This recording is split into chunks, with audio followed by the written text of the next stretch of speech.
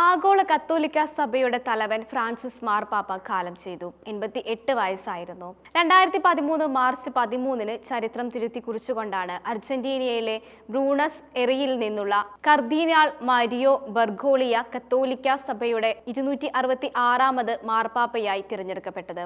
Latin അമേരിക്കയിൽ നിന്നുള്ള ആദ്യ പാപ്പയായിരുന്നു അദ്ദേഹം. ഫ്രാൻസിസ് മാർപ്പാപ്പ എന്നറിയപ്പെട്ട അദ്ദേഹത്തിന്റെ പേര് മാരിയോ ബർഗോളിയ എന്നായിരുന്നു. 1272 വർഷങ്ങൾക്ക് ശേഷമായിരുന്നു യൂറോപ്പിന് പുറത്തുനിന്ന് ഒരാൾ മാർപ്പാപ്പയായി തിരഞ്ഞെടുക്കപ്പെടുന്നത്. ശാരീരിക ബുദ്ധിമുട്ടുകൾ മൂലം ബെനഡിക്ട് 16 മാർപ്പാപ്പ 2013 ഫെബ്രുവരി 28 രാജിവെച്ചതിനെ തുടർന്നാണ് കർദിനാൾ ഹോർഹെ മരിയോ ബർഗോളിയയെ മാർപ്പാപ്പയായി തിരഞ്ഞെടുക്കപ്പെടുന്നത്. ബ്യൂണസ് ഐറിസിൽ ആർച്ച് ബിഷപ്പായിരുന്ന ഹോർഹെ മരിയോ ബർഗോളിയോ ലാറ്റിൻ അമേരിക്കയിൽ നിന്നുള്ള ആദ്യ പാപ്പയായി തിരഞ്ഞെടുക്കപ്പെട്ടത്. ഇത് തീർത്തും അപ്രതീക്ഷിതമായ ഒരു സംഭവമായിരുന്നു. അന്ന് 78 വയസ്സായിരുന്നു അദ്ദേഹത്തിന്റെ പ്രായം. 2001 ബർഗോളിയയിലെ കർദിനാൾ പദവിയിലേക്ക് ഉയർത്തപ്പെട്ടത്.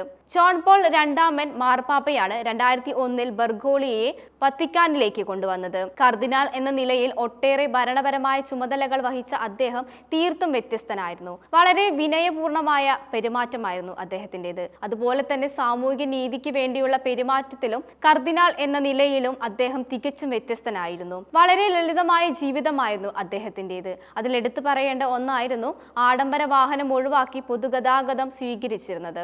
അദ്ദേഹത്തിന്റെ യാത്രകൾ എപ്പോഴും ലളിതമായിരുന്നു. പൊതുവെ അദ്ദേഹത്തിന് ഭക്ഷണം സ്വയം പാകം ചെയ്ത് കഴിക്കാനായിരുന്നു ഇഷ്ടം. 1936 ഡിസംബർ 17 അർജന്റീനയിലെ ബ്യൂണസ് എയറിലാണ് ജനനം.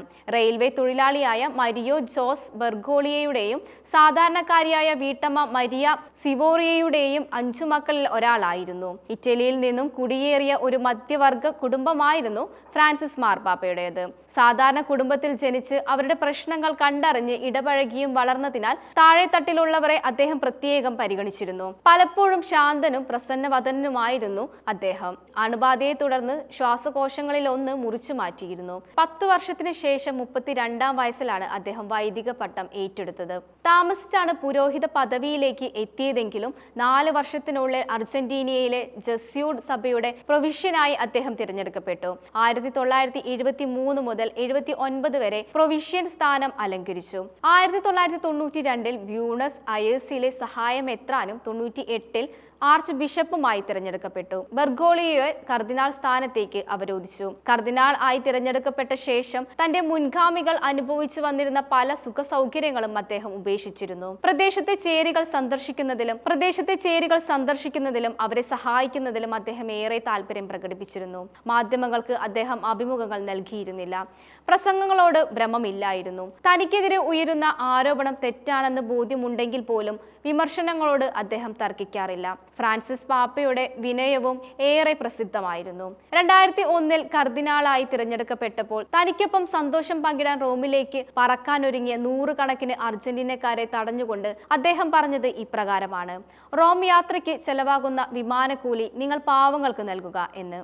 അതായിരുന്നു അദ്ദേഹത്തിന്റെ സന്തോഷം. സാമ്പത്തിക മാന്ദ്യം പിടിമുറുക്കിയ 2002 അർജന്റീനയിലെ സാധാരണക്കാർക്ക് വേണ്ടി സർക്കാരിനും രാഷ്ട്രീയക്കാർക്കുമെതിരെ അദ്ദേഹം പൊരുതി. പേര് തിരഞ്ഞെടുത്തപ്പോൾ തന്നെ തന്റെ വഴികൾ വ്യത്യസ്തമാണെന്ന് പുതിയ പാപ്പ ലോകത്തിന് മുന്നിൽ വെളിപ്പെടുത്തി കൊടുത്തു.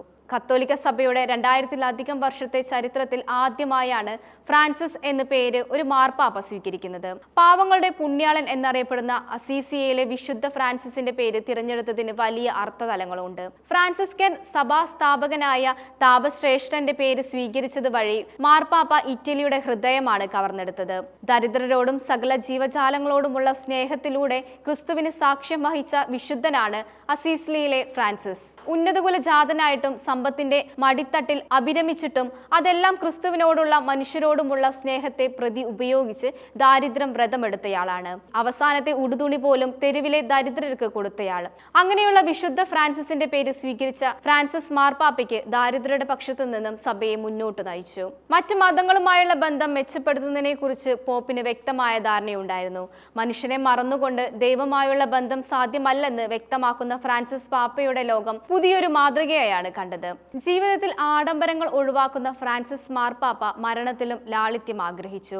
സൈപ്രസ്, ഓക്ക്, വാഗ മരത്തടികൾ കൊണ്ട് നിർമ്മിച്ച 3 പെട്ടികൾക്കുള്ളിലായി മാർപ്പാപ്പമാരെ അടക്കം ചെയ്യുന്ന ആചാരത്തിന് പകരം തനിക്ക് സാധാരണ തടിപ്പെട്ടി മതിയെന്ന് അദ്ദേഹം നേരത്തെ തന്നെ നിർദ്ദേശിച്ചിരുന്നു. ദീർഘമായ പൊതുദർശനം, നീണ്ട അന്ത്യോപചാര ചടങ്ങുകൾ ഇവയൊന്നും വേണ്ടെന്നും അദ്ദേഹം നിർദ്ദേശിച്ചു. റോമിലെ സെന്റ് മേരി മേജർ പള്ളിയിൽ അടക്കിയാൽ മതിയെന്നാണ് നേരത്തെ തന്നെ അദ്ദേഹം പറഞ്ഞത്.